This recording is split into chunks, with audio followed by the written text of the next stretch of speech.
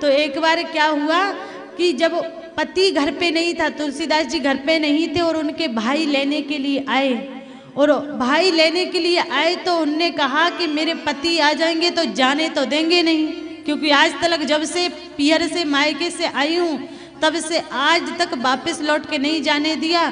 तो भाई ने कहा तू तो एक काम कर, बिना बताए चल।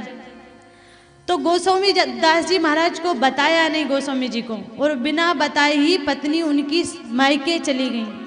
अब जब मायके चली गई और गोस्वामी जी जो है वो शाम के समय, रात्रि के समय जब आए लौट के, तो रात में आकर अपनी पत्नी को देखा तो मिली नहीं, ढूंढने लगे तो किसी ने बता दिया कि उनका भाई आया था और उन्हें मायके ले गया।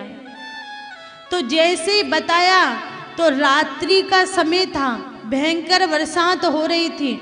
उस बरसात में ही गोस्वामी जी चल पड़े अपनी पत्नी से मिलने के लिए। एक दिन भी पत्नी के बिना नहीं रह सकते।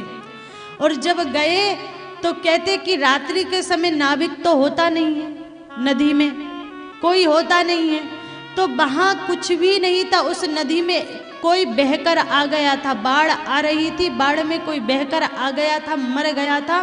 तो उन्होंने समझा कि ये ही नाव है, और क्या किया, उस पे ही बैठ गए, उस मुर्दे पे ही बैठ गए और बैठ के उस पार चले गए। और जब उस पार पहुंच गए, क्योंकि मुर्दा तो पानी में उथलाता है, पानी में डूबता तो है नहीं। पानी की भी बड़ी खासियत है, जिंदा को डुबाया करता है और मुर्दा को ऊपर तैराया करता है, बड़ी खासियत है पानी की भी। तो मुर्दा तैर रहा था, जब गए उस पार तो मुर्दा को पार पे रख गए, किनारे पे रख गए। और उसके पश्चात जब घर पे पहुंचे तो देखा कि क्योंकि रात्रि थी और बरसात हो रही थी, हवा पवन चल रहा था, बिजली गरज रही थी, तो दरवाजा बंद था।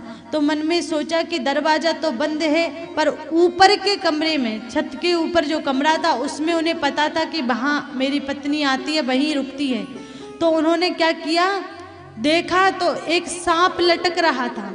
तो सांप नहीं दिखाई दिया, बल्कि उन्हें लगा कि मेरी पत्नी ने मेरे लिए रस्सी बांध रखी है, उन्होंने मुझे बुलाने के लिए रस्सी बांधी है। उन्होंने कहा होगा कि वो आएंगे तो कहीं कुंडी खटखटाएंगे तो माता पिता जाग जाएंगे, तो उन्होंने पहले ही रस्सी बांधी है। तो उस सांप को पकड़ा और पकड़ पकड़ के ऊपर चढ़ गए। और जैसे पत्नी के कक्ष में गए तो पत्नी ने कहा तुम कैसे आए, इतनी बरसात में, इतना तूफान चल रहा है, आप कैसे आए। तो कहा कि नाविक से आया हूँ, नाव से आया हूँ, और तुमने जो रस्सी बांधी उससे ऊपर आया हूँ। पत्नी ने कहा कहाँ बांधी मैंने रस्सी, जाकर देखा तो बड़ा भयंकर सांप लटक रहा। पत्नी ने कहा इतने प्रेम में अंधे कि तुम्हें सांप भी नहीं दिखाई दिया, अगर ये कहीं काट लेता, कुछ हो जाता तो।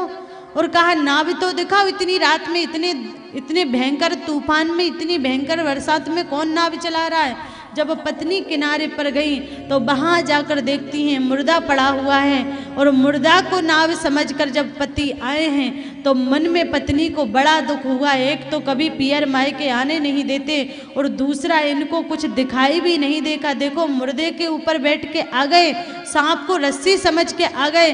पत्नी ने उसी समय कहा इस हाड़ मास के, क्योंकि पत्नी बड़ी भक्ता थी, गोस्वामी दास जी महाराज बाद में भक्त बने हैं, पर पत्नी पहले से ही भक्त थी। आज रामायण में अगर उनकी कथा कही जाती है, उनको कहा जाता है, तो कोई ऐसे ही नहीं कहा जाता, क्योंकि उनके अंदर भी वैराग्य था, त्याग था, भक्ति थी।